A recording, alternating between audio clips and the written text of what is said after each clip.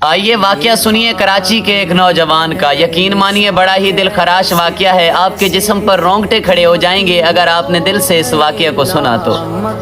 نوجوان ہے جس کی شادی کا وقت قریب آیا، شادی سے ایک رات پہلے کی بات ہے۔ چاہیے تو یہ تھا کہ شکرانے کے نفل ادا کیے جاتے، صدقہ و خیرات کیا جاتا، مگر شیطان کی پیروی کی گئی۔ گھر میں ہر طرف خوشی کا ماحول ہے، ہر چہرے پہ ہنسی ہے، ہر طرف رقص ڈانس کی محفلیں آباد ہیں۔ کسی طرف گانا بجانا ہو رہا ہے تو کسی طرف ڈانس اور رقص ہو رہا ہے۔ گھر کی عورتیں بھی رقص کرنے میں مصروف، جبکہ گھر کے مرد بھی۔ ساری رات فحاشی اور بے حیائی میں گزارنے کے بعد جب صبح کی آذان ہوئی، چاہیے تو تھا کہ سارے کے سارے سجدہ کرتے، مگر سب نے اپنا اپنا بستر اٹھایا اور اپنے اپنے کمرے کی طرف گامزن ہو گئے۔ ہر کوئی جا کر سونے لگا۔ دولہا صاحب نے بھی کچھ یوں ہی کیا، اپنے کمرے میں جا کر ساری رات کی تھکن کی وجہ سے سو گیا۔ اللہ اکبر کبیرہ، صبح جمعہ کا دن تھا۔ دن کے 12 بجے تو ماں نے کہا کہ جاؤ میرے بیٹے کو اٹھاؤ، میرے لال کو اٹھاؤ، آج اس کی دلہن لینے جانا ہے، وہ جلدی سے نہا دھو کے غسل کر لے۔ جب اس کے بیٹے کو اٹھانے کے لیے گھر کا کوئی عزیز دروازے پر پہنچ کر دستک دیتا ہے تو اندر سے کوئی آواز نہیں آتی۔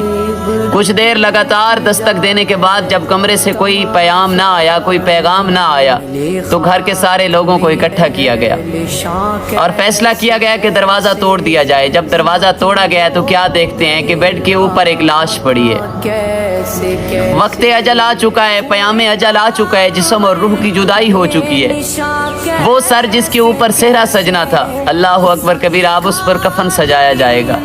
وہ لباس جس پر ابھی خوبصورت لباس شیروانی زیب تن کرنی تھی جس نے، اب اس پر ایک مشک بھرا کفن لگایا جائے گا۔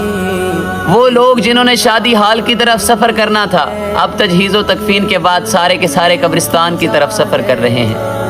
اور قبرستان پہنچے تو یقین مانیے اب قبرستان میں، قبر میں اس کے لیے کوئی آرام نہیں تھا، قبر میں اس کے لیے انعام نہیں تھا، قبر میں اس کے لیے سکون نہیں تھا، بلکہ وہ وحشت ناک قبر تھی۔ وہ اندھیری کالی کوٹڑی تھی جس میں سانپ اور بچھو اس کا انتظار کر رہے تھے۔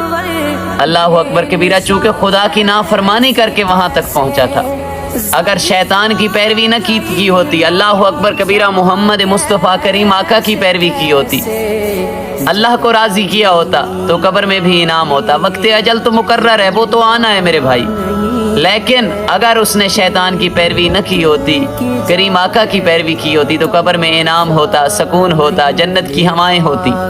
لیکن چونکہ شیطان کو راضی کر کے پہنچا تھا، اب کالی کوٹھڑی تھی، اندھیری قبر تھی، اور وہ دن جو اس نے خوشی اور مسرت میں سیج پہ گزارنا تھا، اب وہ کالی کوٹھڑی میں سانپ اور بچھوؤں کے درمیان گزار رہا ہے۔